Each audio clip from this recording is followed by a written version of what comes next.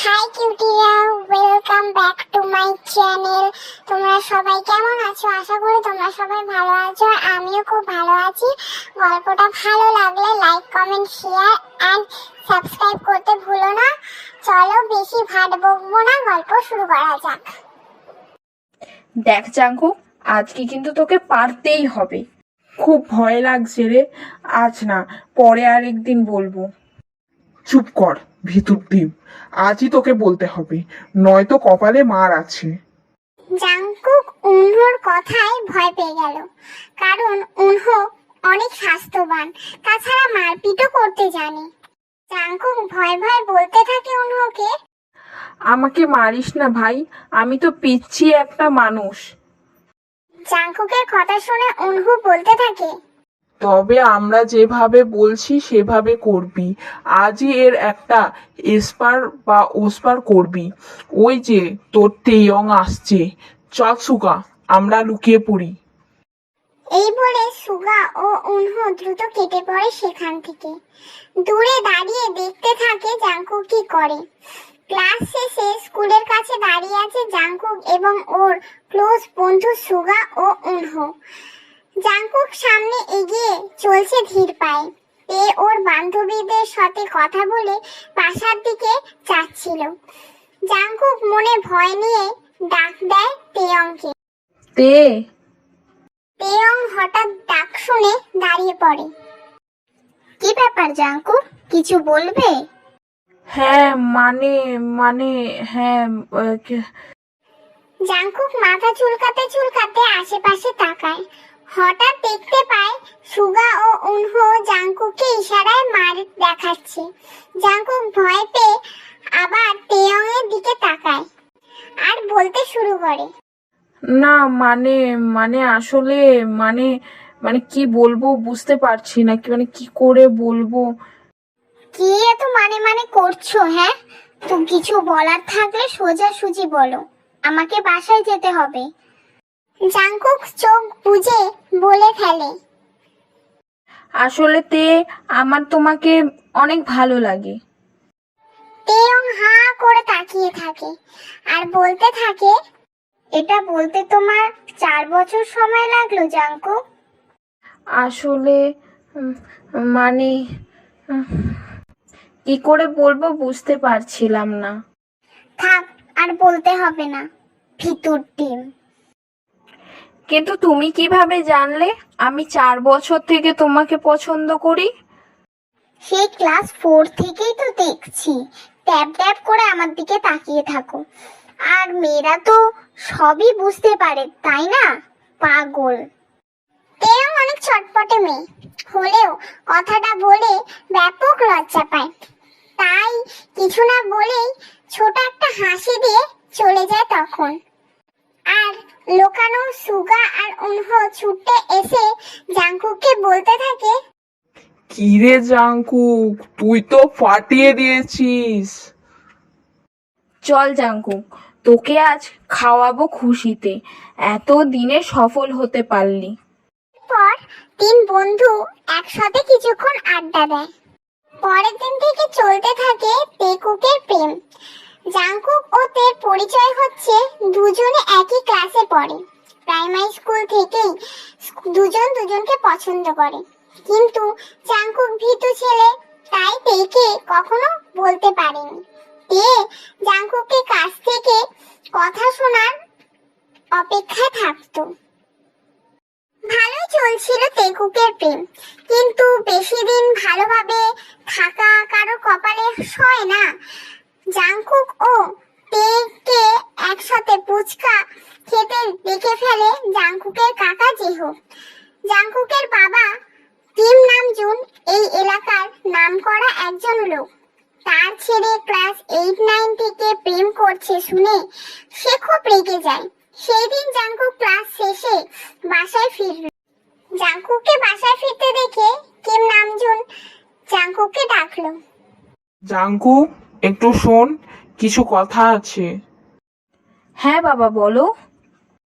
তুই নাকি কোন মেয়ের সাথে ঘোরাঘুরি করছিস, কথাটা কি সত্যি? কে বলেছে? কখন ঘুরলাম? একদম কথা ঘোরাবি না, সত্যি কথা বল, নয়তো মেরে পিঠের চামড়া তুলে ফেলবো।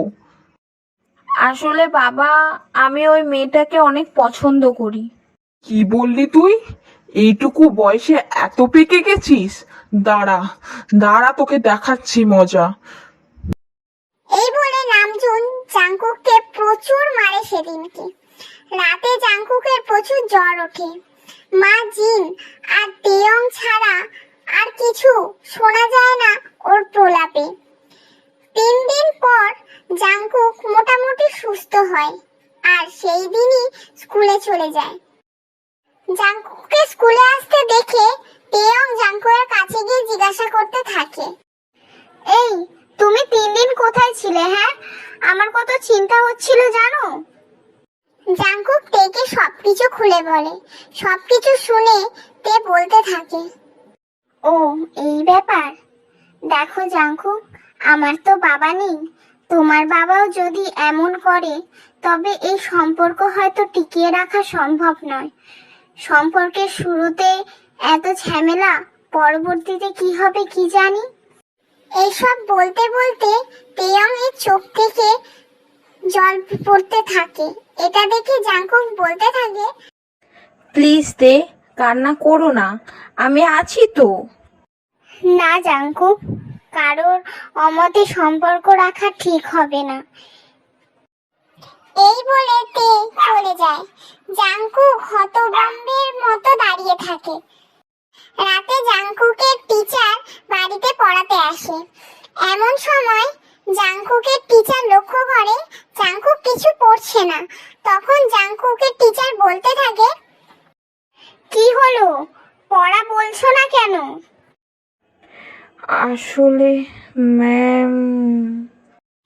এই কথা শেষ হওয়ার আগেই জাংকুক অসুস্থ হয়ে পড়ে। জাংকুককে দ্রুত হসপিটালে নেওয়া হয়। কিছুক্ষণ পরে ডাক্তারবাবু বেরিয়ে এসে কিম নামজুনকে বলতে থাকে, নামজুন সাহেব, জি বলুন ডাক্তার। আপনার ছেলে অনেকগুলো হাই পাওয়ারের ঘুমের ওষুধ খেয়েছে। বলেন কি? হ্যাঁ, এটাই সত্যি। একটাই তো ছেলে আপনার। ছেলেকে এত শাসন করলে কি করে হবে বলেন? এখন দেখা করা যাবে ওর সাথে? জ্ঞান ফেরেনি এখনো, অপেক্ষা করুন, জ্ঞান ফিরলে ঠিক দেখা করতে পারবেন। এই বলে ডাক্তার চলে যায়। আর কিছুক্ষণের মধ্যেই জাংকুকের জ্ঞানও ফিরে আসে। তখন জাংকুককে দেখতে কিম নামজুন জাংকুকের কেবিনে যায় আর জাংকুককে বলতে থাকে, এসব কি শুনছি জাংকুক? ঘুমের ওষুধ কেন খেলি? বাবা, আমি তেকে ছাড়া বাঁচবো না। তাই বলে এই বয়সে আমার মান সম্মান ডুবালি? ওর জন্য আমি সবকিছু করতে পারি, তুমি শুধু ওকে এনে দাও। আচ্ছা যা, ওকে তোর হাতে দেব, কিন্তু একটা শর্তে। কি শর্তে বলো?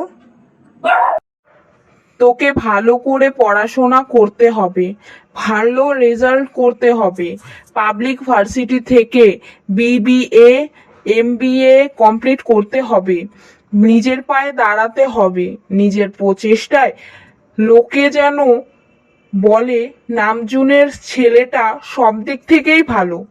ওসব যেদিন করতে পারবি সেই দিনই আমি নিজে দাঁড়িয়ে তোদের বিয়ে দেব।